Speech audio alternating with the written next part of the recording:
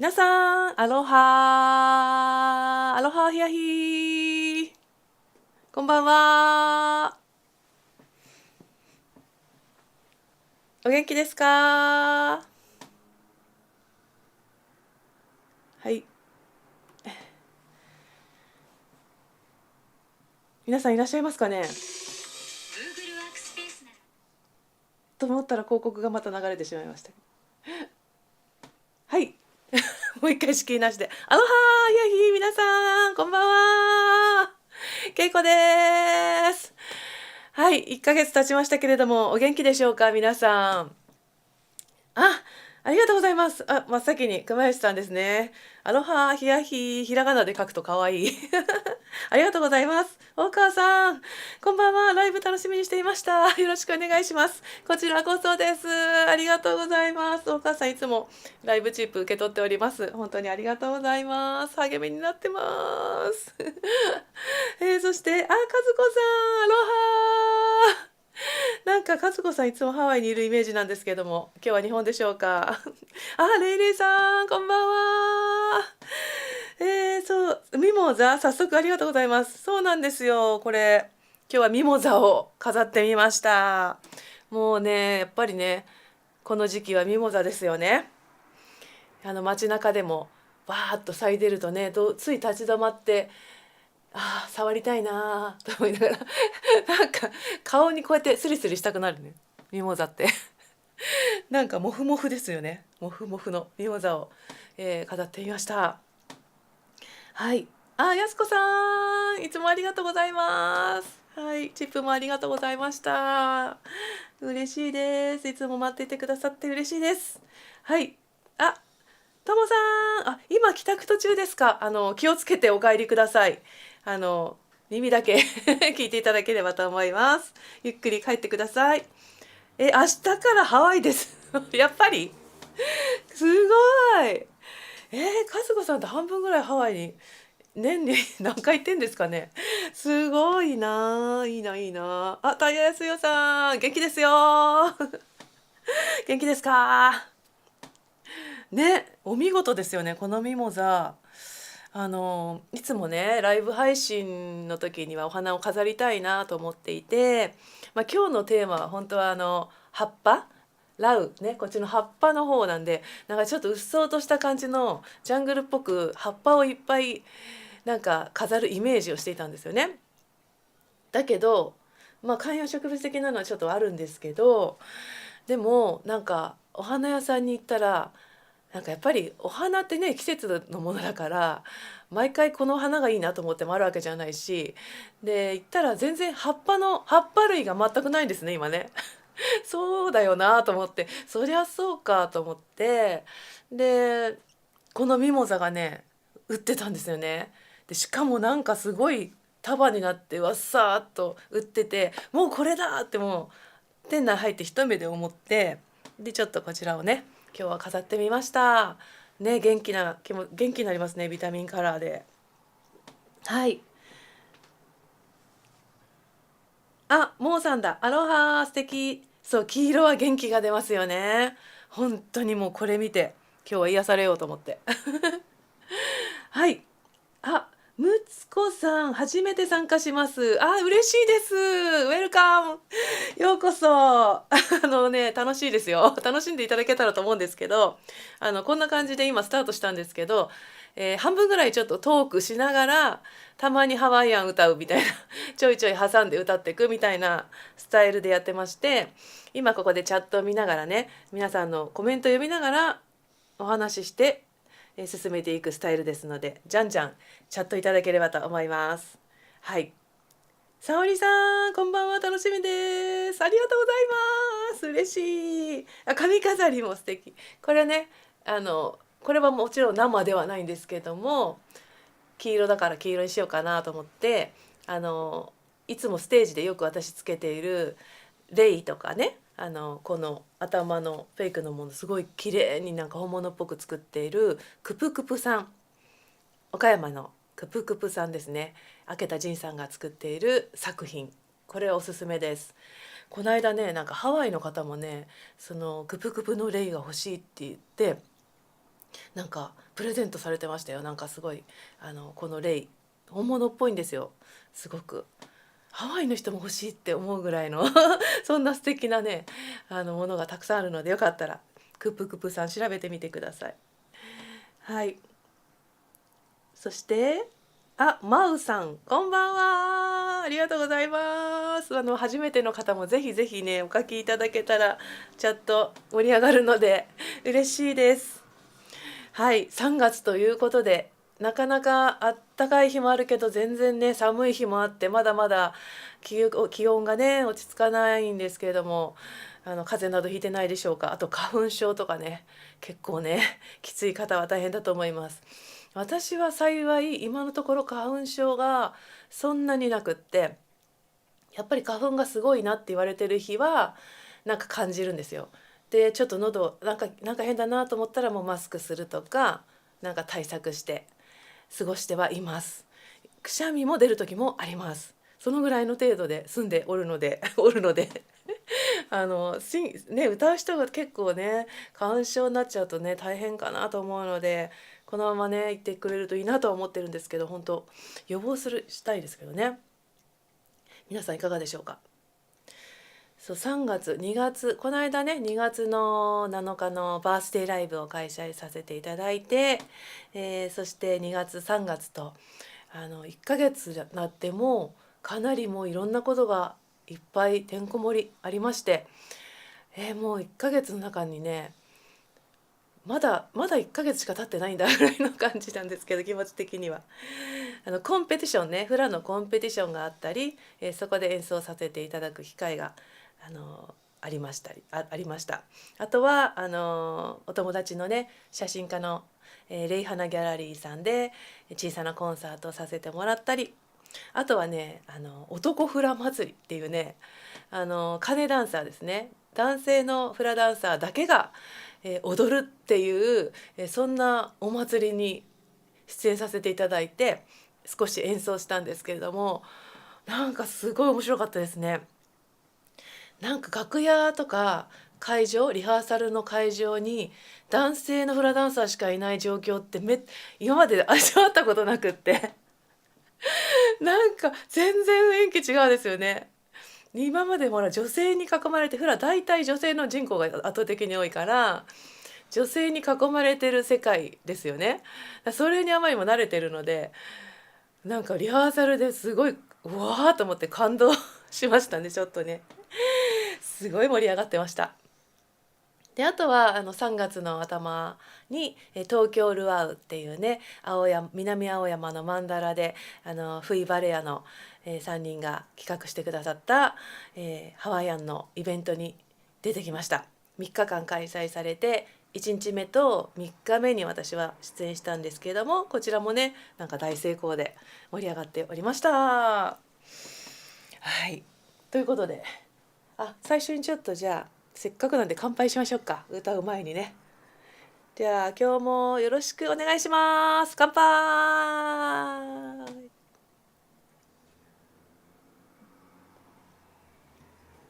はい、喉を潤してまずじゃあ1曲目歌ってみましょうか。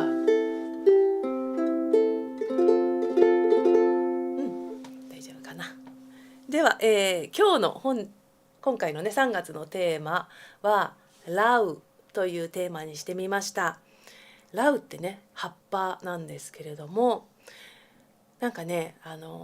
ハワイのことを思う時によく風がねわーって吹いてきて葉っぱがサラサラサラじゃないですけどワサワサワサとかねそういう音ですごくなんかこう瞬間的に思い出すことがあって、すごく癒される音だなって。風ってね強風で時には嫌だなって思うこともあるんだけれども、気持ちのいい風もあったりして、ハワイのねいろんな土地によっては風の名前がたくさんあったりとかね、大切にねされているわけなんですけれども、今日はそんなねラウですね、風に揺らめいたこう葉っぱを想像しながら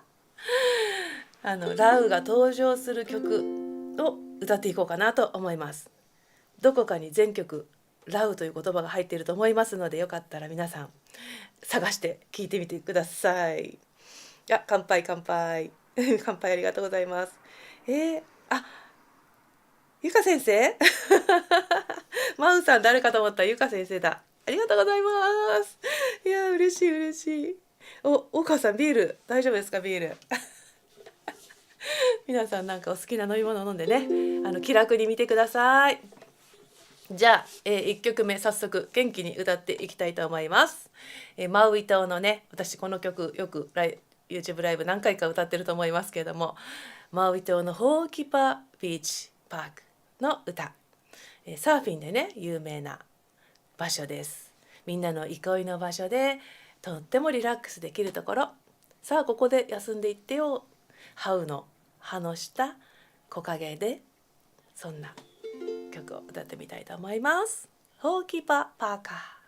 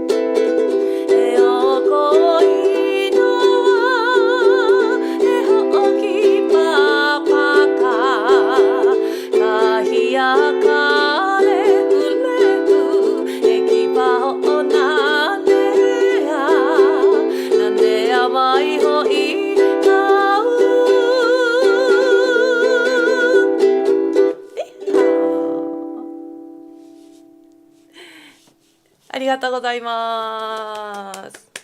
ホーキパパーカ聞いていただきました。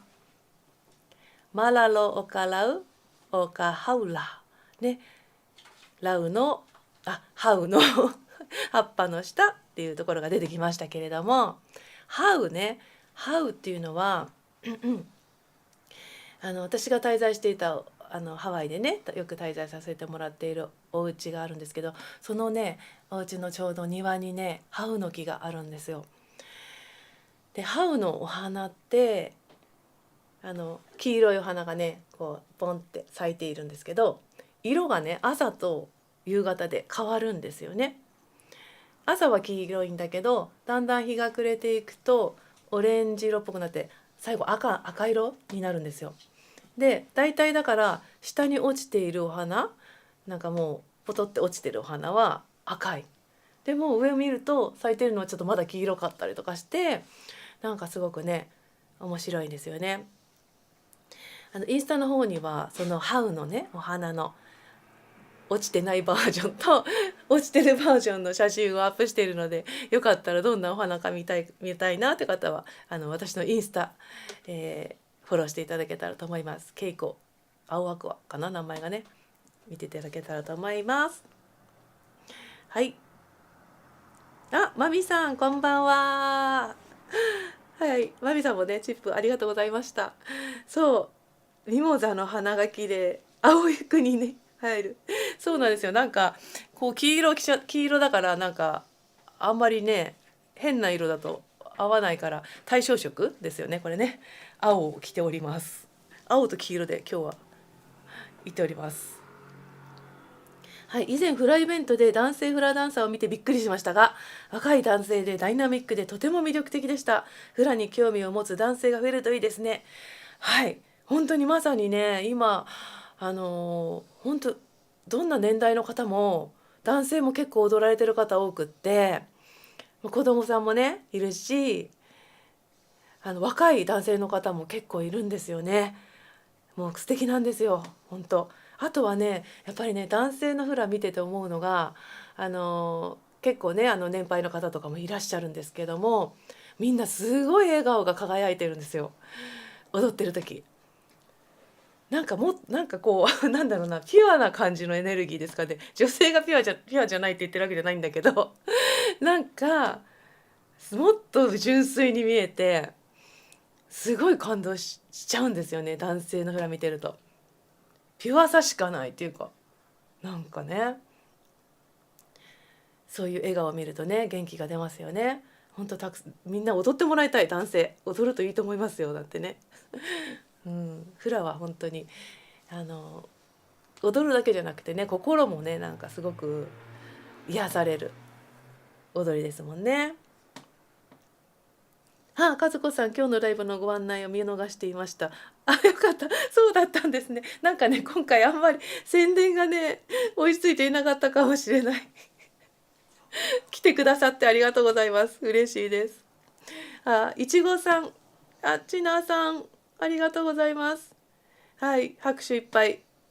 ありがとうございます。じゃあ、続いて2曲目いこうかしら。今度もまたお花のね歌です。とてもとても有名なこの曲「プアオレナ」歌ってみようと思います。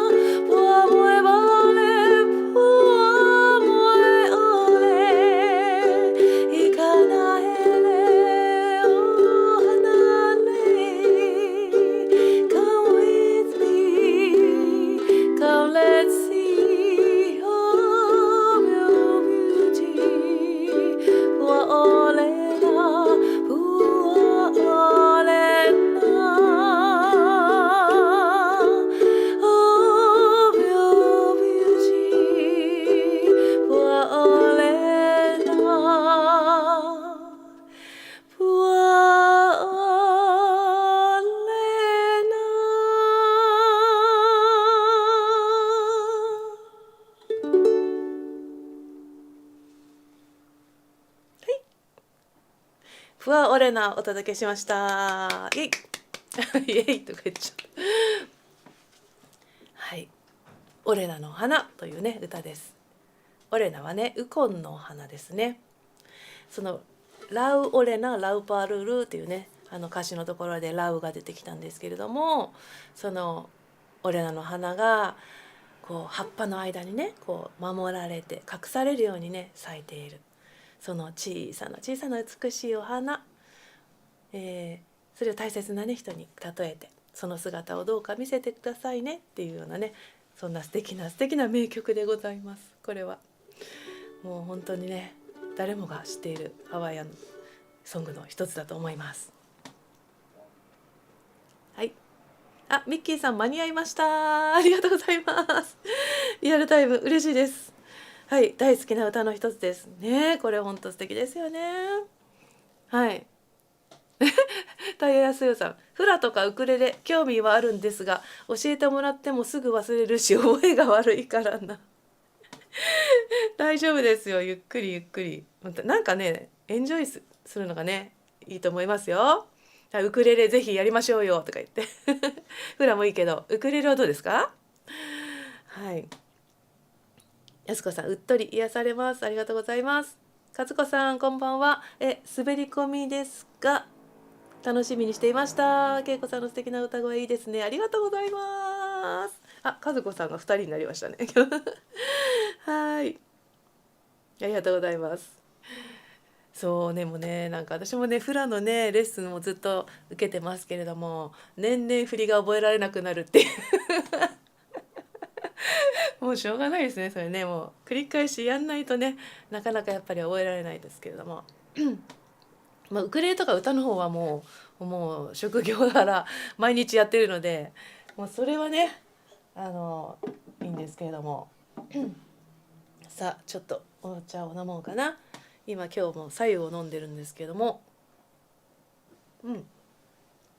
皆さん何飲んでますか。そうこれねちょっと新しい、ついこの間ねなんかいただいたんですよね、お誕生日プレゼントっつって。ルクルーゼの水筒魔法瓶なんていうんだなんですけど、これねこれで入れてこれで飲む予定だったんですけど全然冷めないから、ね、なんかねずっと熱湯だからちょっと無理と思って結局注ぐスタイルになりましたこれね便利なのがねここが開くんですよね、この間のここが外れるの。うわすごい湯気、ほら湯気見えますかここが外れるからこうやって飲めるし、なんかこう使い方合ってるか分かんないけどこれを水筒にコップ代わりにして飲めんなと思って、こう使い方合ってるのかな。蓋をしてればねコップになるだからお湯入れる時とかにこう入れやすい。あとこの間ねお茶をこうやって入れてこういうなんていうんだっけティーパックを入れてここに引っ掛けて閉めといたら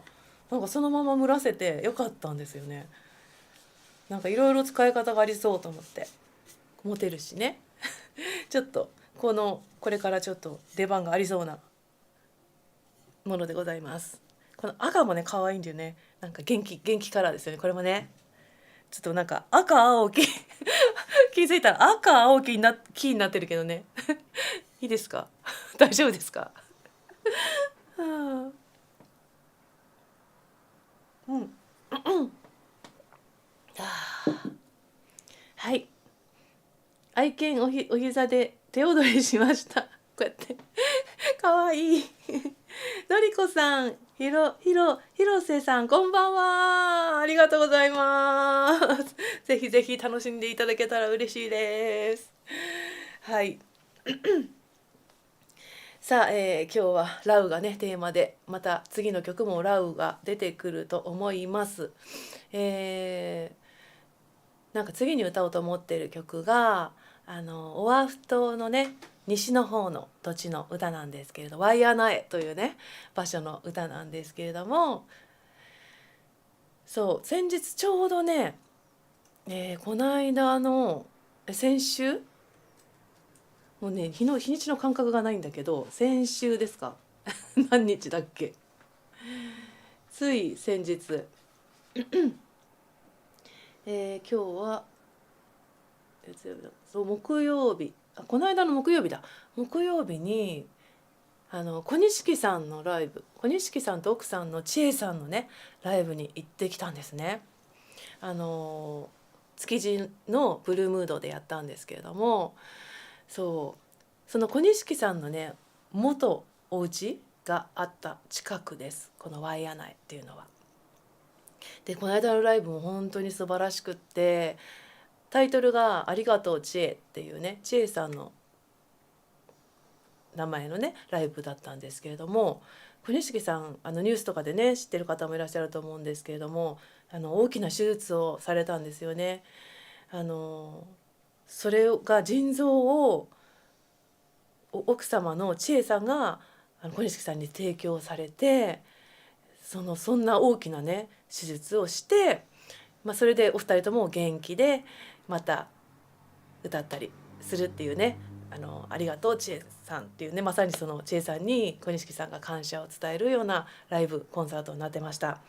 だから前半とか本当に千恵さんが好きな曲しかもう歌わないとか言ってもうなんか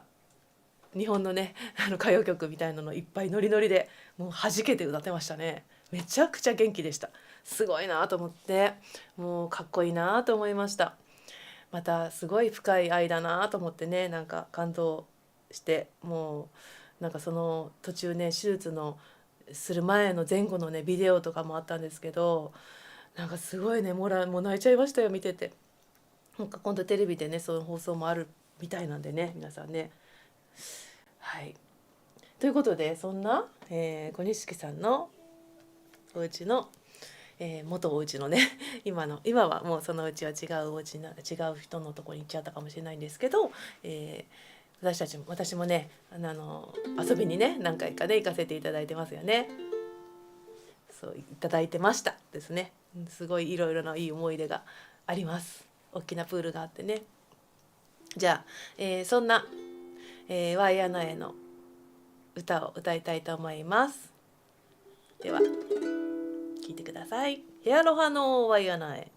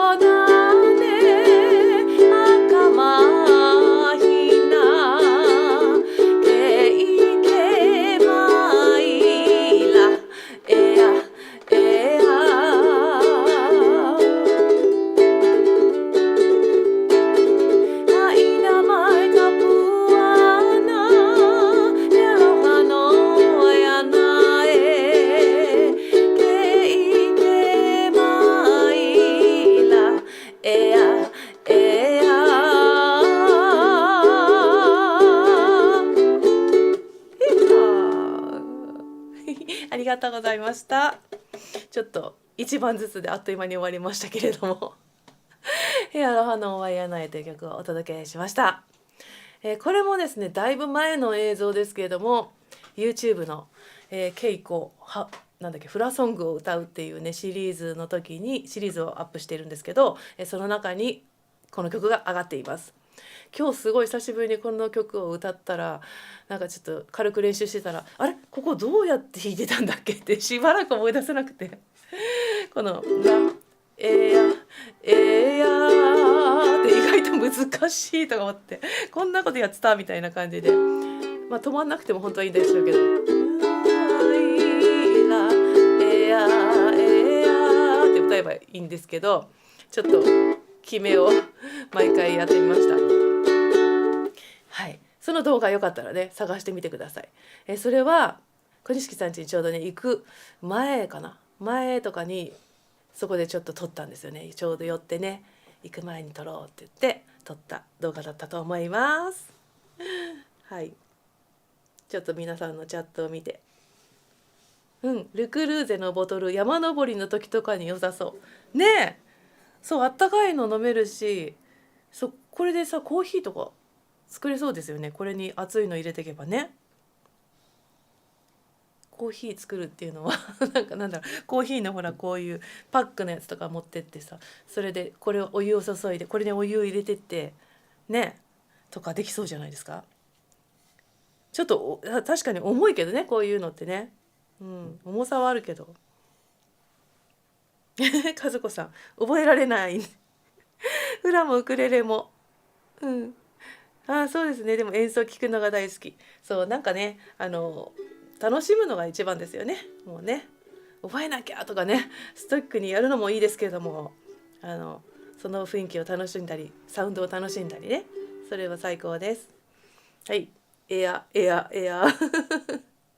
一緒に歌ってくださった、ありがとうございます。さあ、じゃあ、じゃんじゃんいっちゃおうかな。さっきも言ったんですけど、3月に東京ルアウっていうねイベントがあったんですけれども、その時に歌った曲を続けて歌ってみようかなと思います。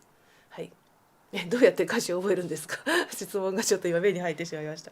ね。歌詞難しいですね。ハワイ語の歌詞は確かにね、難しい歌詞はねなかなか覚えられません。私も覚えられませんでもたくさん歌っていくとなんかなんか単語とかね、どんどん増えていって、知ってる単語とかが増えていって、なんかこう歌詞の内容がねつながってくるというのはありますよね。さあ、ちょっと話を戻して、その東京ルアーで歌った曲を2曲歌ってみようと思います。その、3日間あって、1日目に出たのはひやかっていうユニットで出ました。神保茂さんの朗読というか、ストーリーテイリングっていうんですかね、がメインで、それに私と松本昇さんが音楽担当で効果音っていうか BGM をやったり、その途中で歌を歌ったりとかするんですね。でその歌を歌う時はフラをね踊ってくださる方が何曲か入ってくれて、それがアコさんっていうねカイオロヒアのアコさんが踊ってくれたんですけれども、テーマがカイウラニ、プリンセスカイウラニの物語でした。アイナハウ物語タイトルですかね。でそのねカイウラニさんの、その人生をちょっと切り取ってストーリーを物語で話していって、その途中にそのねカイウラニさんにまつわる曲が入ってくるっていうね感じなんですけれども、結構ねなんか楽しかったですよ。なんか初めて見てくださった方もいっぱいいたんですけど、すごい感動したっていう感想とかね、あと結構みんなすすり泣きがそこらからちょっと聞こえてきたりしてね、なんかすごく感動的ないいステージにはなったと思うんですけども、とてもそのことがきっかけで私もこの曲を歌うことになったんですが、とっても素敵な歌なので歌ってみようと思います。レイの貝裏にです。レイをどうぞ貝裏にを。レフアの花々とマイレの葉っぱに絡めて編んだレイ、歌ってみます。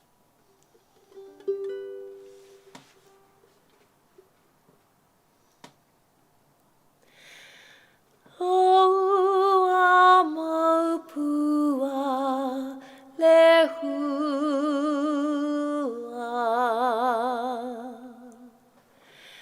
Ilaveia mai no kulani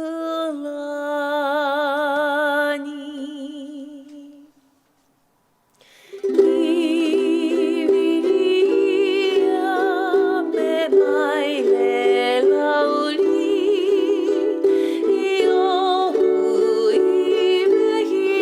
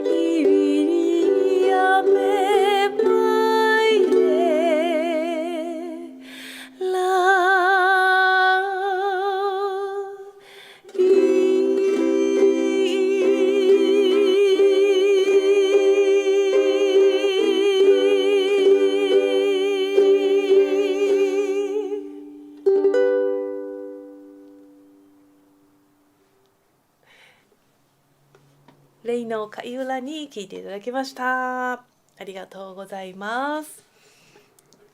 ね、三拍子ですね、曲ね。とってもなんかメロディーもね、とっても素敵ですよね。はい、ありがとうございます。ちょっとお茶飲もう。拍手ありがとうございます。ハートもいっぱいありがとうございます。なんだかまだかじかむね、手がね、弾いてると、楽器弾いてると結構手がこう冷たくなるよね。そんなことないですか？そうそうそう、なんでだろう。なんか意味があるのかな。さあ、皆さんありがとうございます。では、もう一曲ですね。次ももう次々にご紹介していきたいと思うんですけども、ありがとうございます。素敵です。ありがとうございます。いちごさん。その東京ルアウの、3日目には、そう1日2日目3日目と全部ね違うバンドとか、あとフラの教室とね方たちがたくさん出てたんですけども、その3日目の時は私のライブっていう感じで、ケイコージンボでの演出をしました。で1曲ちょっと松本シェイバイスのジョンさんが飛び入りしてくれたりとかね、1曲目したんですけど、でねフラをね踊ってくれたのが種子島のさくらちゃんっていうね22歳のね女の子です。ミスハイスクールでしたっけ、ミスハイスクールフラかねに前輝いたことがあるね、そんな素敵なマウイ島でずっとねフラを勉強されてた彼女なんですけれども、その彼女がね踊ってくれた曲を次は歌ってみようかなと思います。ちょっとなかなかこれもね彼女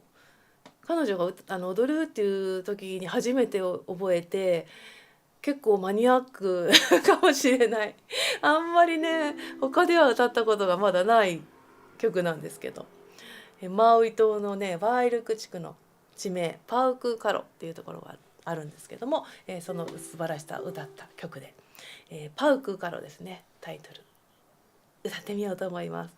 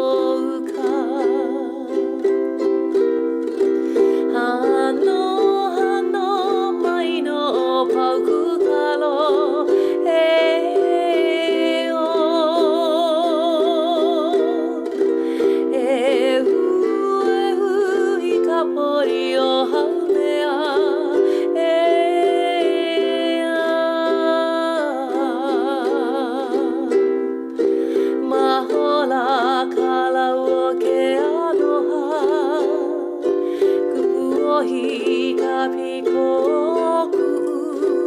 くらいにはのまいのぱくかろえふえふいかぴこくくらいにはのまいのぱくかろえふえふいかぴこくくらいに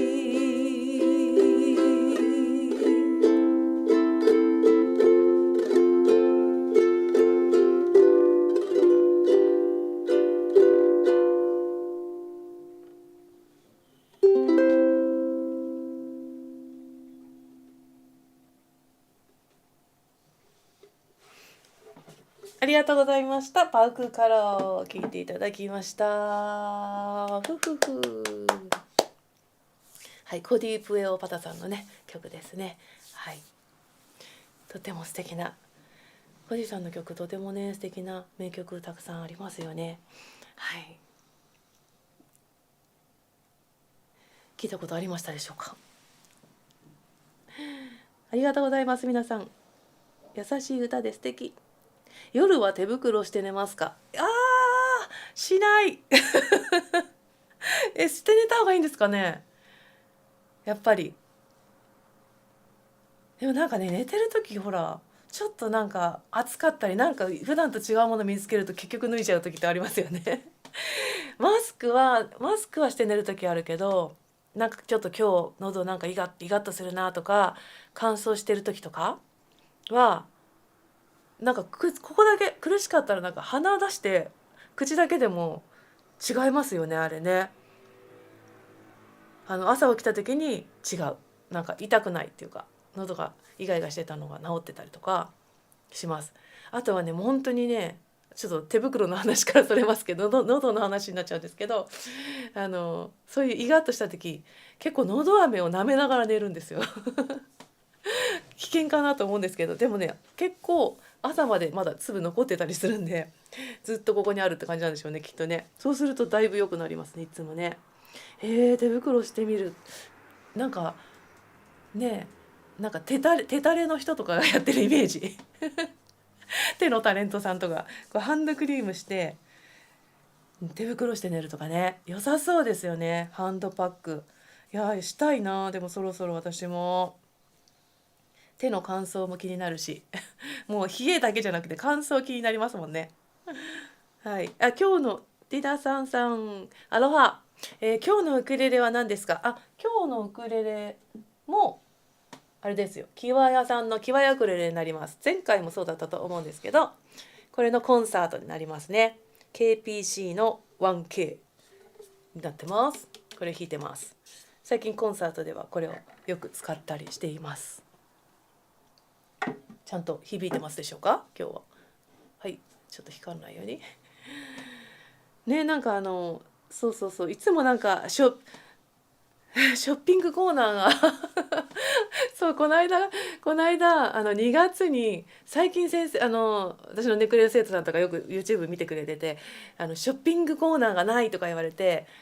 結構いろいろ物を紹介するとみんな結構買ってるしてるらしくってだからこの間それで2月意識してお友達のものを紹介したりとか、美容室紹介したりとか、お洋服ね紹介したりとか、いろんなこと、ピアスとか、あとなんだっけな、いろいろねしたんですけども、なんか各方面から反応があったみたいで、皆さんからあとお客さんが来ましたとかインスタフォローしてくれましたとか、結構ね、なんか皆さん行かれたらしくて、美容室行かれた方もいたって聞いたんですけども、いますか？誰ですか？嬉しいと思って、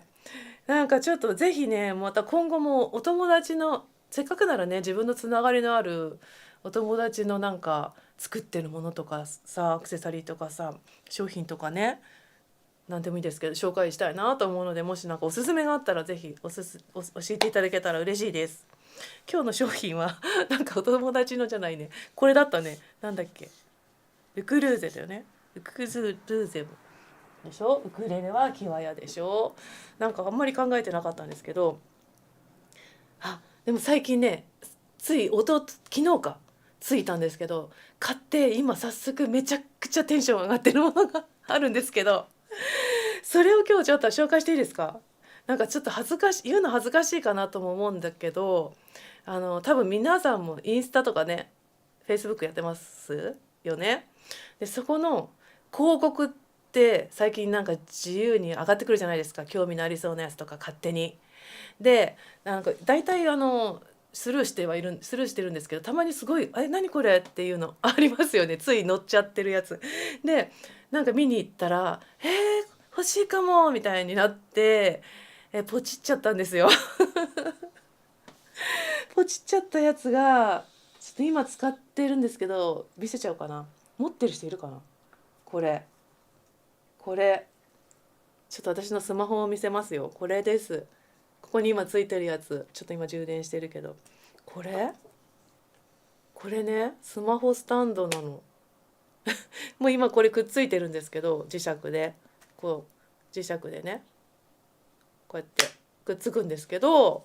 ちょっと回し物じゃないから、ちょっと商品紹介するのもあれあれなんだけど、全然回し物じゃなくて、なんか載せられて買っちゃった感じなんですけど、広告に。でここがね、こうやってどんな角度にもなるんですよ。だから机に置いてこうなって、こっちになんならこうなるみたいな感じで、しかもここが開いてこうなって高さも出せるみたいな。横にもできますよみたいな、これを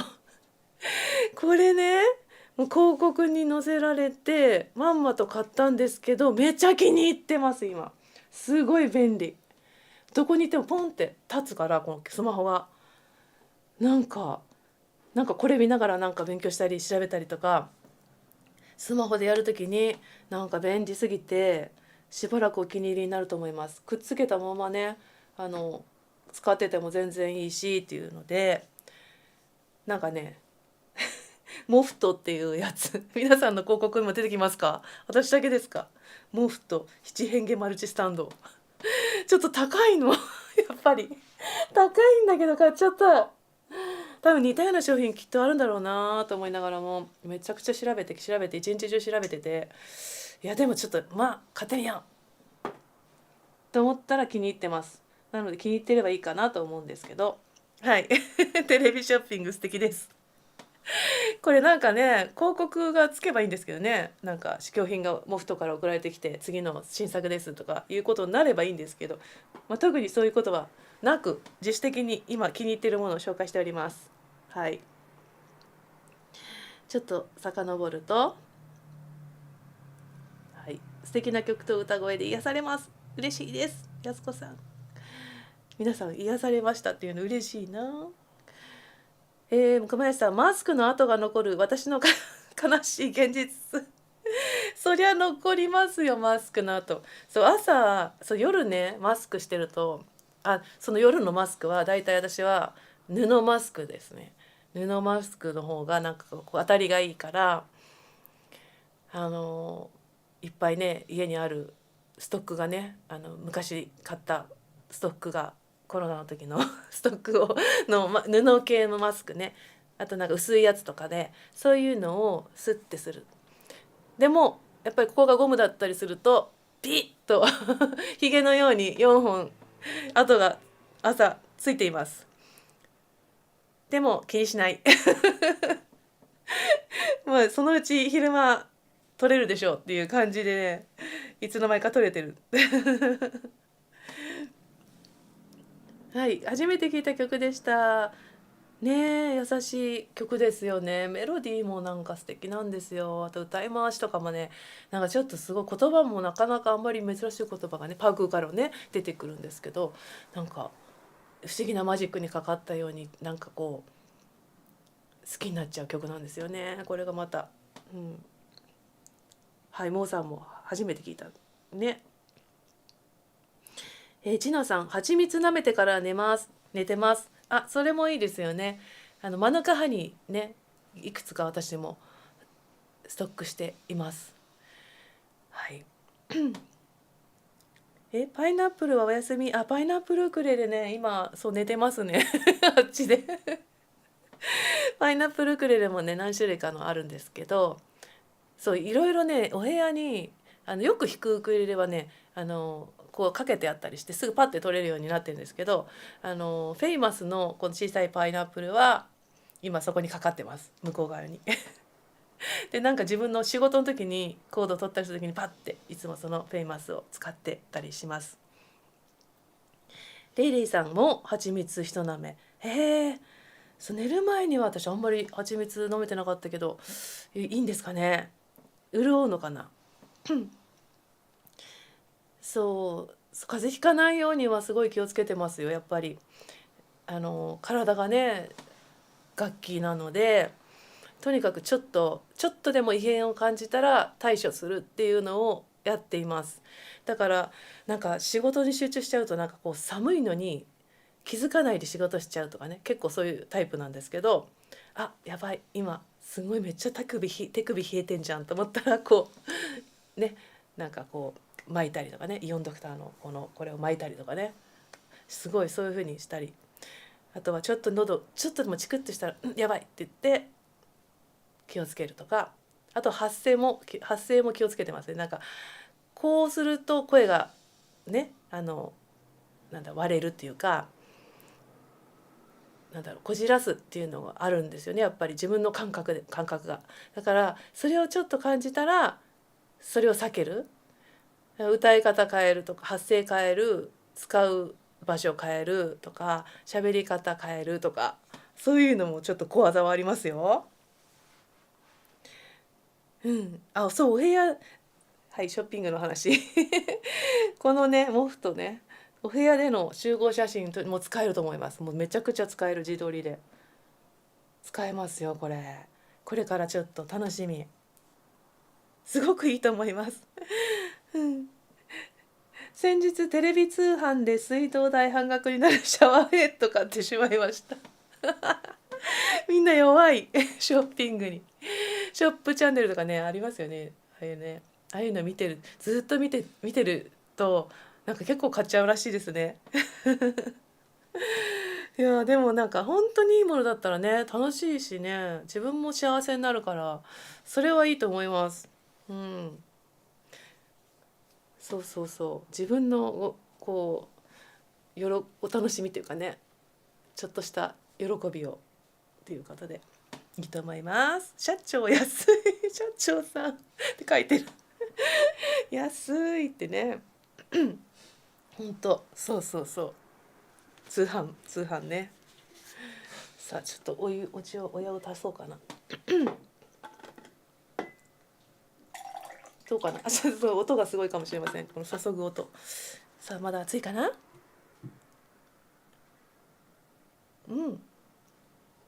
はいいい感じです。さっき冷たくなったのとブレンドしたら飲み頃になりましたはい、じゃあちょっとここでですね本当に CM コーナーを挟ませていただきたいんですけれども、実は今いろいろ皆さん私が宣伝しまくっていていろんなところで見てるかもしれないんですけど、オンラインレッスンを今期のオンラインレッスンの募集をスタートしています。最初のレッスンは3月の30日の日曜日の朝の10時半に Zoom でオンラインでスタートするんですけれども、そちらの、レッスンのお申し込みが今スタートしてます。このレッスンは月に1回1時間、レッスンの時間は1時間で、1曲完結のレッスンになってます。で、3月から始まってちょっとお休みの月もあるんですけども、6ヶ月それを6曲マスターするっていうことになっています。で、6曲今おまとめでお申し込みできるのがあって、それでお申し込みをいただくと3月の29日までにレッスンのだから開催日の前日になるんですけど、それまでに申し込むとおまけがついてきて特典があるんですね。でその特典は、フォローアップレッスンってって言って、全部の6回のレッスンが終わった次の月の10月になるんですけど、10月にももう一回おまけのレッスンがつきます。でこれは皆さんがやってみて実際難しかったところとか、自分でちょっと聞いたけど解決できなかったところとか悩んでるところとか、そういうものの質問を事前にいただいたり、その場でもいただいたりしながらしてそれに答えていくっていうねフォローのレッスンになります。その6回コースに申し込んだらそれが今特典でついてきますので、もし興味のある方は是非、お申し込みいただけたらと思います。で、内容は今回この YouTube ライブも毎回ねテーマを決めているんですけど、今回その6曲を選曲するにあたって今回初なんですけど、同じ作者っていう作者縛りですね。でジョン・K・アルメイダさんというね方がいます。彼は盲目で目が見えないね方だったんですけれども、数々の名曲、皆さんがきっと知っている名曲たくさん残されています。でその彼の曲、彼のクレジットの曲になるんですけど、その曲を6曲集めました。グリーンローズフラー、そしてホロホロカーとかね、あとはロゼラニブラッサムズ、そしてノホパイパイもね、あとアオイやマイレスイング、私のアルバムにもね2曲入れましたけれども、そんな選曲になってます。で今ねいろいろ質問いっぱいいただいてまして、初心者でもねついていけますかとか、ウクレレもまだやったことないんですけどとか、いろいろお問い合わせもいただいてるんですけど、最初の方の曲1曲目グリーンローズフラー、今度3月30日にやるんですけど、それはもう本当に初心者さん向けのレッスンになってます。もうウクレレの持ち方から全部やるという感じで、ホロホロカーも結構ちょっと弾けるよって方はすぐについてこれるんじゃないかなって思います。あと次の3曲目のロゼラニブラッサムズは1個だけちょっと難しめのチャレンジコードが出てきます。でノホパイパイも結構優しめなのでこれもいけるかなと。で5回6回目の青い矢とマイレスイングに関してはちょっと中級向けかな、中級上級かな、上級でもないかな、中級かなちょっとある程度弾ける人だとスッとついてこれるかもしれないんですけれども、全くの初心者さんだとちょっと難しいかもしれないですね。でもウクレレだけではなくって、歌の歌い方だったりとか、あとは曲の内容だったりとか、いろんなストーリーの紹介もしますので、とっても楽しいんじゃないかなって、ハワイアンソング好きだったらきっと知ることは楽しいんじゃないかなって思ってます。ぜひよろしければ6回で申し込んでいただくと、なんかその彼のストーリーというかね、ジョン・ケ・アルメイダさんについてのことを深く知れるんじゃないかなと思うのでおすすめです。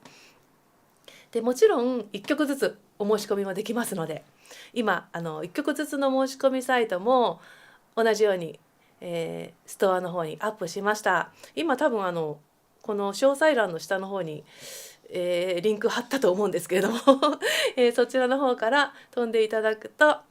この曲だけじゃあやってみようかなっていうので選んでいただけます。初心者さんだったらグリーンローズフラー、ホロホロカー、ノホパイパイとかね、そうやって選んでもらえますので、そのあたりももし質問があればどうでしょう、私こんななんですけどってメールをいただけたらと思います。あとね、どんなレッスンか不安だなっていう方のために、なんと今無料の体験レッスン募集中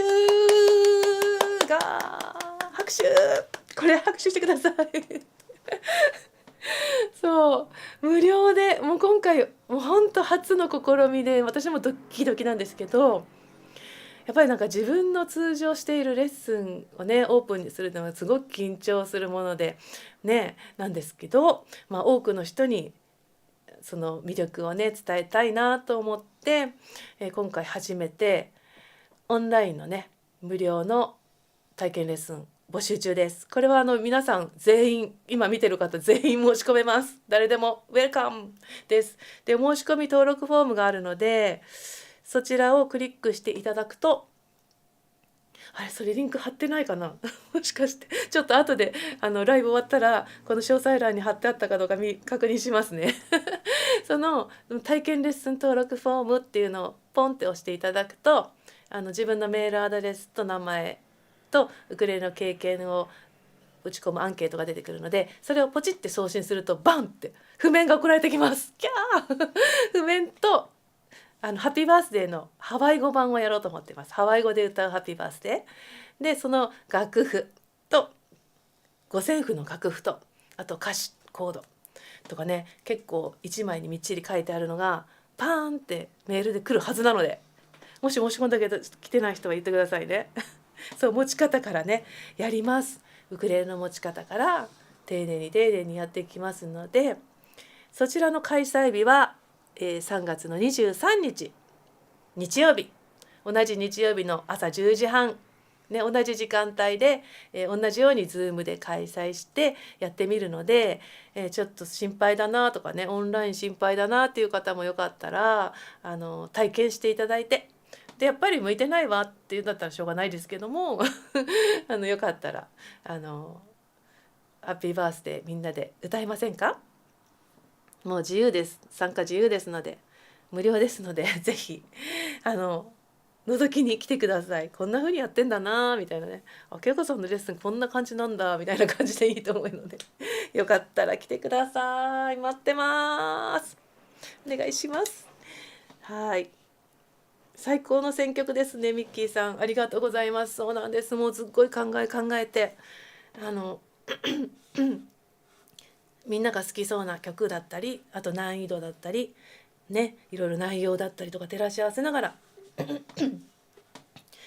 作らせていただいてますので、きっと楽しんでもらえると思います。そうグリーンローズフラね、はいライブモンキーディスコさんライブやってましたよそう今回ね告知がねあんまり行き届いてなかったかな。はい、たややすよさん、まずはウクレレの持ち方からね、はい分かりやすくやりますので、そうリモートのいいところは結構手元アップとかね、いろんな角度でめっちゃアップで見れるとかね、そういうのもいいですよね。あとちょっとアーカイブもねついてますので、体験レッスンの方はアーカイブの期限はあるんですけど、後から参加できない方、当日23日無理な方も申し込んでいただければ動画送りますので、当日 Zoom で参加できなくても大丈夫です。よかったら体験レッスン申し込んでみてください。よし、ちょっとチューニングして歌おうかな。よいしょ、大丈夫かな、ちょっと上がってるね。はい、あ、沙織さんハッピーバースデー申し込みできました。楽しみにしてます。よかった、ありがとうございます。譜面ちゃんと送られてますか？なんかね今回いろいろね自分でももう一生懸命調べて全部自分でやってるんですよねめちゃめちゃ勉強してやってますとか言ってね、そういうのをね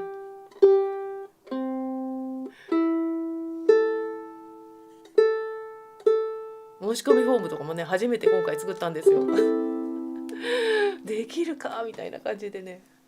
もうでも楽しいですね。やったことないことにねチャレンジしていくのもねと思いながら頑張っております。はいね、体験レッスン楽しんでくださったら嬉しいです。じゃあ、なんとその、オンラインレッスン第1回目の曲になります。グリーンローズフラー歌ってみようかと思いますので皆さんぜひ参考にお聴きください。あ、譜面プリントしました。ありがとうございます。よかった。ありがとうございます。そう譜面もね、そう私のレッスンね楽譜五線譜のハワイアンだけど五線譜で一応譜面も書いてるので、それもね結構ポイントかなと思ってますじゃあ行ってみましょう。グリーンローズフラー。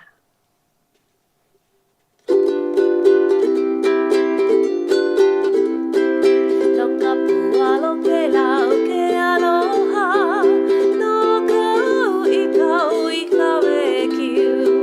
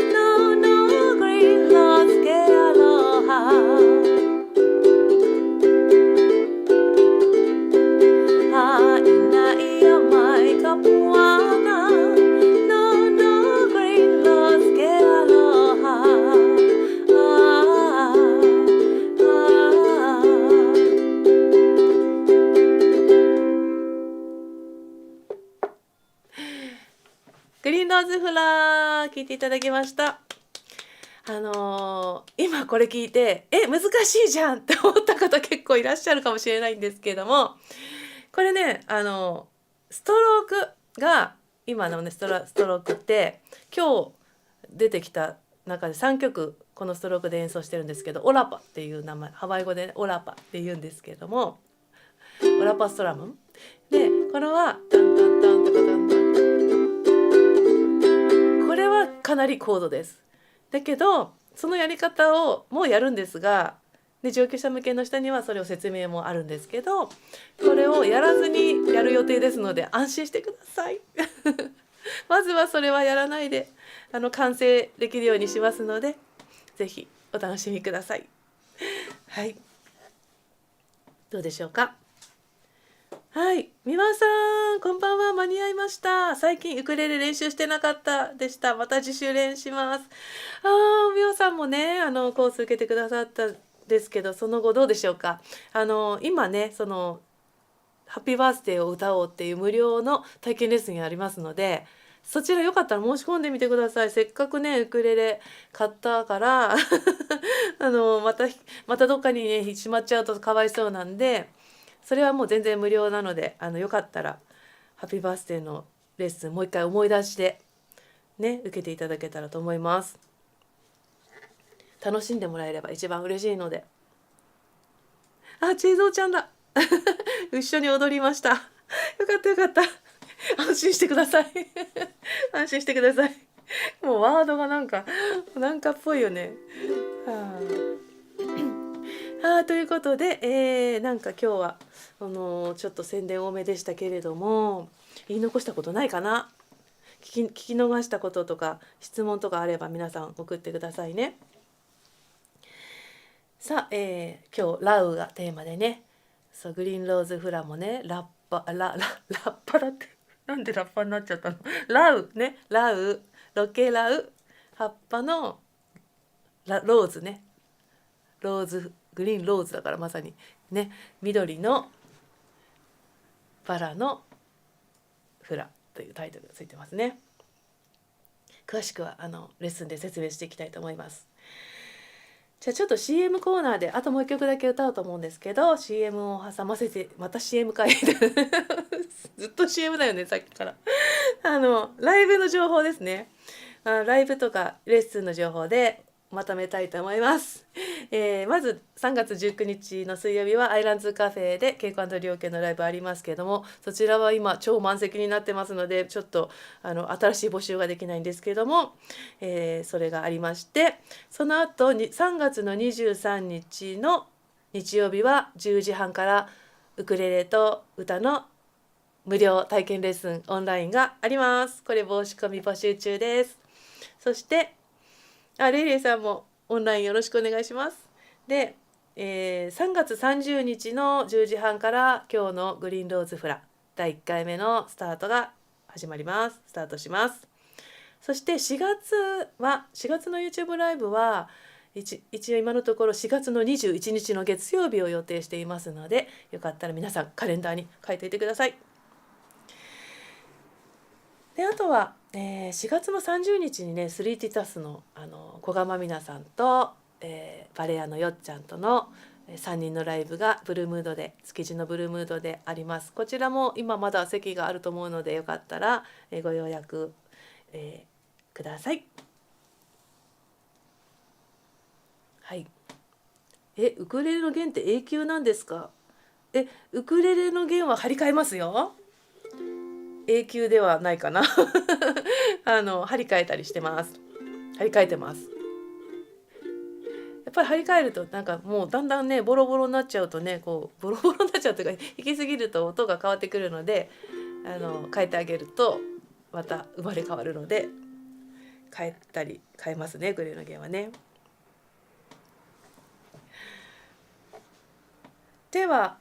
じゃあ最後に1曲歌ってみようかと思います。先日ですね、こんなこともありましたね。ケアリー・レイシェルさんのね日本校があります。ケアラオカマイレってねハラウがあるんですけれども、ケアラーを構えるジャパンですねの20周年のイベントがありまして、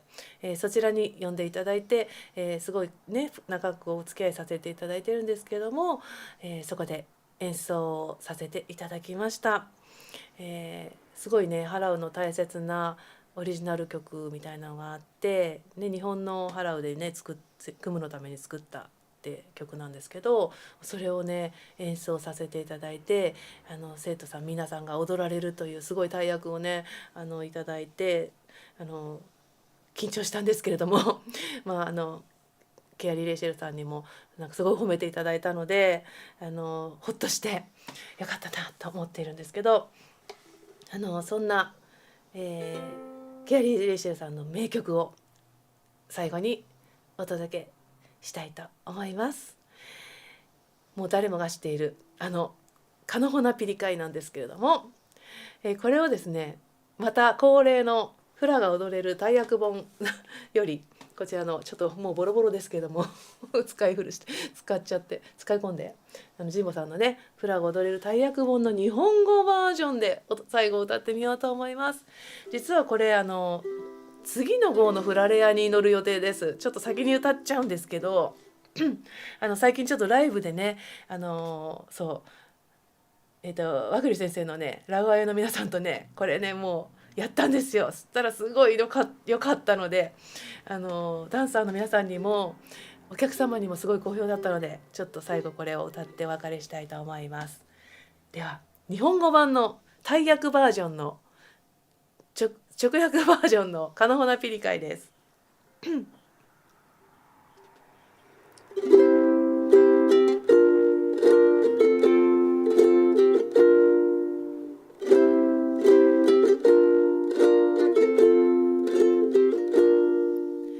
息をかける海のしぶき、さらさら揺れるティーフ、声のように香り漂って呼びかける、いつでも愛しい愛しい愛の思い出、いつも美しい美しい素敵な住まい、海のさまよう思い、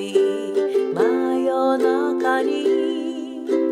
眠らせないのは海の声、巡る思い出、その愛が心癒す、いつでも愛しい愛し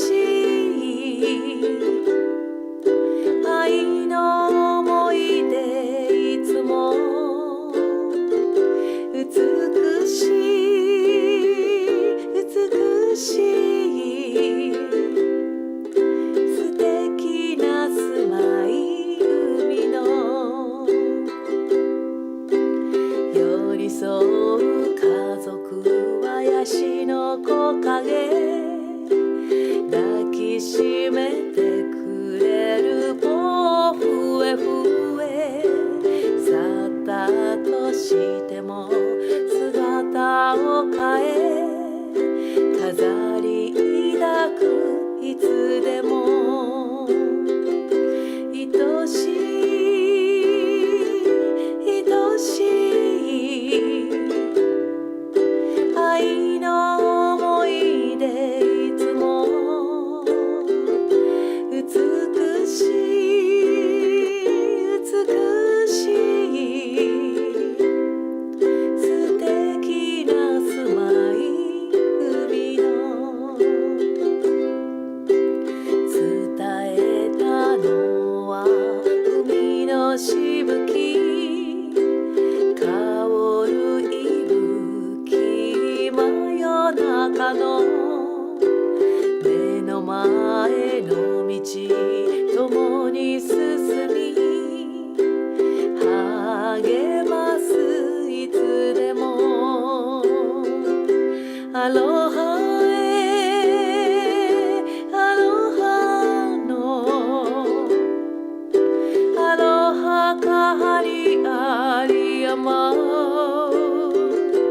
へなに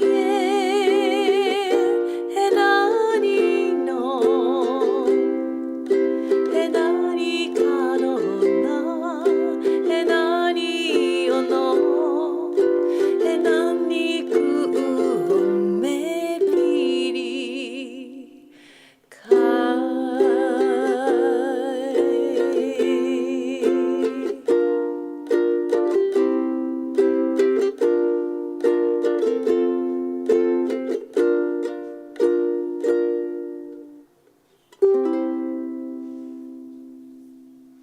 はい。カナホナピリカイ日本語バージョン、大役バージョンお届けしました。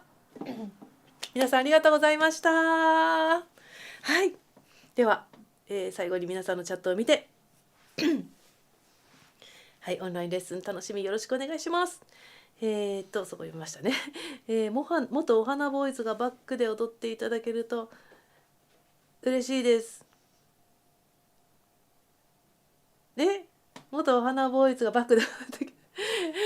てどこのバックでなんだちょっと待って、どの時のタイミングのコメントだったかな。ありがとうございます。ごめんなさい、ちょっと分かんなかった。お花ボーイね、お花ボーイズさん、金フラ祭り、男フラ祭りで踊られていましたね。とっても素敵でしたよ。はい。1年以内に沖縄に行っちゃう。そうなんだ、涙が。そうですね、これは灘そうそうのね、ハワイ語版ですからね。癒されました。今日はありがとうございました。お母さんありがとうございます。はい。和子さん、美和さん、たやすよさん、ボンキーディスコさん、ともさん、もさん、ミキさん、はい。やすこさん、けいこさんが日本語で歌うととても素敵で癒されます。日本語の方が好きです。本当。なんか日本語で踊るのね、流行ったらいいんだけどね、これ。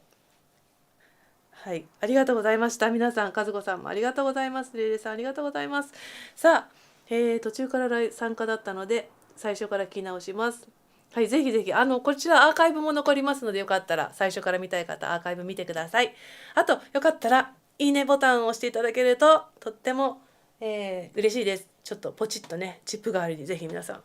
いいね押していってください。はい、明日からね、そうか、和子さん、明日からハワイ、楽しんできてください。いいな、いいな。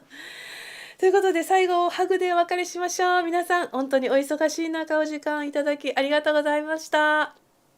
マハロー。では、来月もぜひお会いしましょう。はい。プードル、おとなしく聞いてた。嬉しい。はい。皆さん、本当にどうも、いちごさん、ありがとうございます。ではでは、